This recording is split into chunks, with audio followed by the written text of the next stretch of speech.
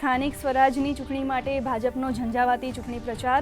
વરિષ્ઠ નેતા ભૂપેન્દ્ર પટેલે વડોદરામાં સંતો, મહંતો અને સહકારી ક્ષેત્રના આગેવાનો સાથે કરી બેઠક. આ પહેલા મહીસાગરના સંતરામપુરમાં વિજય સંકલ્પ સભા યોજી વર્તમાન સરકારની ગણાવી સિદ્ધિઓ.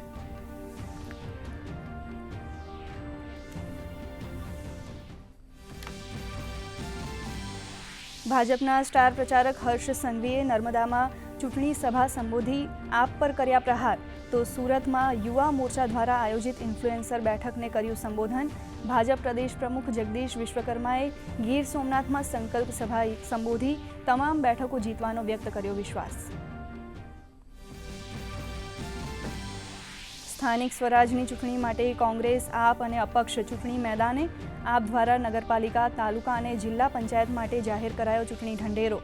તો અમરેલીમાં કોંગ્રેસ કાર્યાલયના ઉદ્ઘાટન સાથે કોંગ્રેસના પૂર્વ ધારાસભ્યએ સંબોધી સભા. સુરેન્દ્રનગરમાં અપક્ષ ઉમેદવારના કાર્યાલયનું ઉદ્ઘાટન.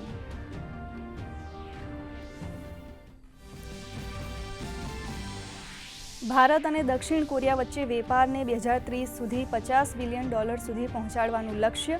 પ્રધાનમંત્રી નરેન્દ્ર મોદીએ બંને દેશો વચ્ચે વેપાર કરારને અપગ્રેડ કરવા અને India Korea digital bridge launch કરવાની કરી વાત. તો દક્ષિણ કોરિયાના રાષ્ટ્રપતિએ ભારત સાથેના સંબંધને ગણાવ્યા મહત્વપૂર્ણ. પશ્ચિમ એશિયાની સંકટપૂર્ણ પરિસ્થિતિ વચ્ચે દેશમાં LPG, પેટ્રોલ અને ડીઝલની સપ્લાય સામાન્ય. કેન્દ્ર સરકારે કહ્યું લગભગ 39,000 PNG ગ્રાહકોએ પોતાના LPG સિલિન્ડર કર્યા સરેન્ડર. હોર્મુઝ સ્ટ્રેટમાં ભારતના તમામ નાવિક સુરક્ષિત.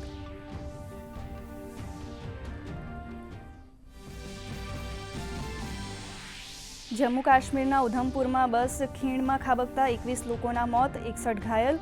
રાષ્ટ્રપતિ, પ્રધાનમંત્રીએ મૃતકોના પરિજનોને પાઠવી સાંત્વના. મૃતકોના પરિવારજનોને ₹2 લાખ અને ઇજાગ્રસ્તોને 50,000 સહાયની જાહેરાત.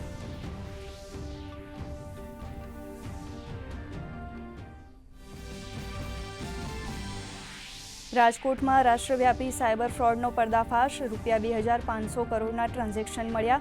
ગુનામાં સંડોવાયેલ 3 બેંક કર્મચારીઓની ધરપકડ. હોદ્દાનો દુરુપયોગ કરી સાયબર માફિયાઓ સાથે મળી કમિશન મેળવતા હતા.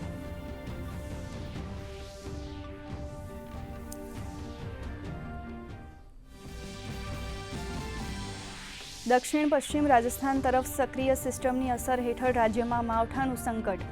આજે તાપી, ડાંગ, અમરેલી અને ભાવનગરમાં ગાજવીજ સાથે છૂટાછવાયા સ્થળોએ વરસાદની આગાહી. 41.1 ડિગ્રી મહત્તમ તાપમાન સાથે રાજકોટ સૌથી ગરમ શહેર.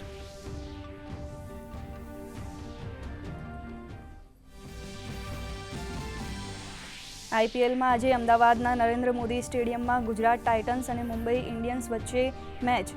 ગુજરાત પાસે સતત ચોથી જીતની તક. મુંબઈની ટીમ હારનો સિલસિલો તોડવા ઉતરશે મેદાને.